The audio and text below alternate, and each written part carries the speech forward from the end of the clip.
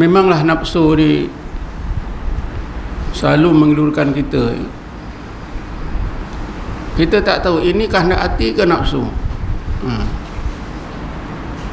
Itulah perlu hidayat. Bila Allah hidayatkan, berarti Allah datangkan cahaya.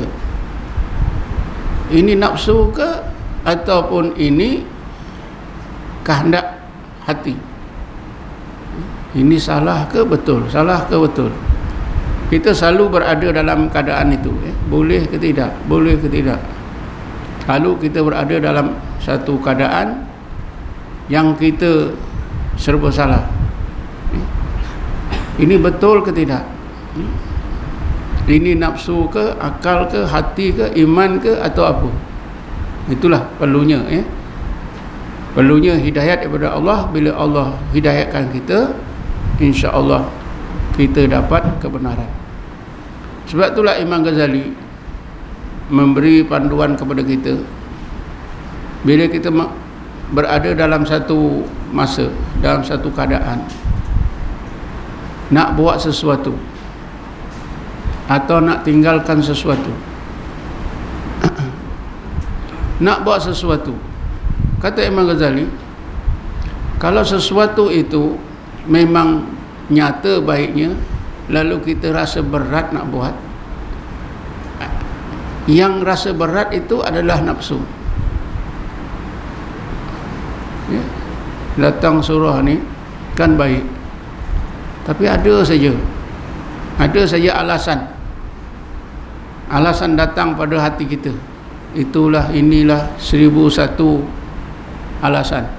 Kata peribahasa, kalau ndak 1000 daya, tak ndak 1000 dalih. Kita nak ikutkan 1000 dalih. Padahal dah tentu datang ke surau ni belajar itu bagus. Tapi itulah berdialog antara nafsu dengan akal kita, dengan hati kita. Pergi ke tidak? Pergi tidak? Tolak campur, tolak campur, tolak campur. Kira akhirnya tolak campur, banyak yang tak pergi. Jadi kata Imam Ghazali, kalau dah tentu baik, kita rasa berat, itu sebenarnya adalah nafsu kita. Begitu juga perkara yang tentu jahat, tentu buruk, tapi kita rasa nak buat juga, itu nandakan nafsu. Karena nafsu itu ringan pada yang jahat, berat pada yang baik. Tapi di sana dalam kitab Ikhya itu, Imam Ghazali memberi panduan berbagai-bagai kaedah. Apa yang saya sebutkan ni salah satu kaedah yang beliau utarakan dalam kitab Ikhya. Tuan-tuan boleh buka lah sana. Saya tak ingat ada kaedah-kaedah.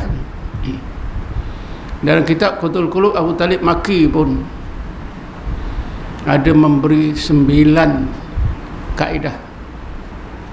Adakah itu kata hati ke atau kata nafsu? Benar ke salah? Terutamanya apa yang disebut lintasan-lintasan, khawatir lintasan-lintasan. Adakah lintasan itu lintasan daripada Allah, daripada malaikat, ataupun lintasan daripada syaitan? Kalau tuan-tuan baca setengah kitab, bukan saja kitab Qutul Qulub, ada cuma biasanya kita susah nak membezakan antara 9 perkara yang telah disebut oleh Abu Talib Maki. Apa yang kita mudah ingat ialah apa yang disebutkan oleh Imam Ghazali tadi. Kalau dah tentu baik tapi kita rasa berat, itu nafsu. Kalau dah tentu perkara itu jahat, kita ringan saja nak buat, itu juga nafsu. Karena nafsu itu suka yang dilarang oleh Allah Subhanahu Wa Taala. Tuan-tuan dan puan sekalian, nafsu ini pula tuan-tuan dikelirukan lagi, dikuatkan lagi oleh syaitan. Tadi nafsu tadi disebutkan sifatnya mau yang Allah larang, tak mau yang Allah suruh. Jadi ini sama dengan sifat syaitan dan iblis. Syaitan pun begitu juga, dia mau yang Allah larang, tak mau yang Allah suruh. Jadi bila kita fikir ni tuan-tuan, kita rasa tak selamat. Kita rasa tak selamat. Tapi Allah janji Allah akan tolong kita kalau kita betul-betul berpegang dengan agama Allah Subhanahu wa taala. Walladzina jahadu fina lanahdiyannahum subulana. Mereka-mereka yang benar-benar bermujahadah pada jalan agama kami, nasya kami hidayatkan jalan-jalan agama itu.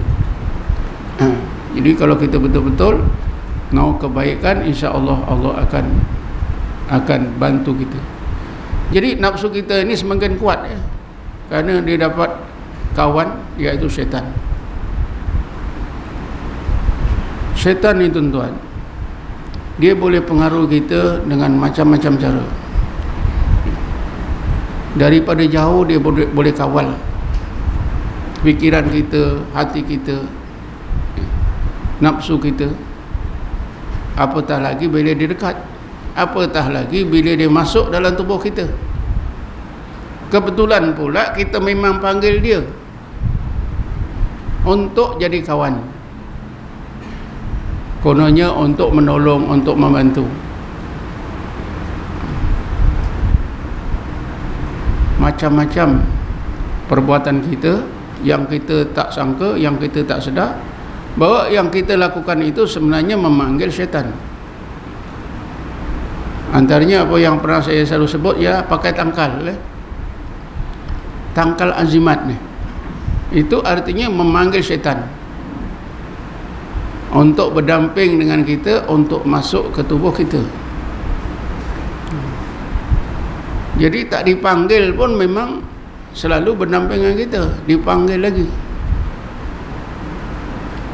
Kerana itulah tuan-tuan, kita disebut oleh Allah dalam surah An-Nisa, wa khuliqal insanu dha'ifa, dan dijadikan manusia itu dalam hal keadaan sangat lemah, dhaif. Syekh Fakhrul Razi dalam kitabnya, kitab tafsirnya, menafsirkan maksud wa khuliqal insanu dha'ifa itu ialah bahawa manusia dalam menghadapi titah perintah Allah, manusia itu seolah-olah tak terdaya nak buat apa yang Allah suruh, tak terdaya nak tinggal apa yang Allah larang. Disebabkan pertama, nafsu itu sifatnya sentiasa mau yang Allah larang, tak mau yang Allah suruh. Dikuatkan lagi oleh syaitan, dikuatkan lagi oleh daya tarikan kehidupan dunia yang memang menarik-narik nafsu, disemarakkan lagi oleh manusia-manusia yang seperti syaitan. Jadi kita ni dilihat dari segi dalaman kita sangat lemah. Alhamdulillah tuan-tuan, kita dapat jugalah pergi ke surau, dapatlah juga semayang, dapatlah juga menunaikan titah perintah Allah SWT walaupun susah payah.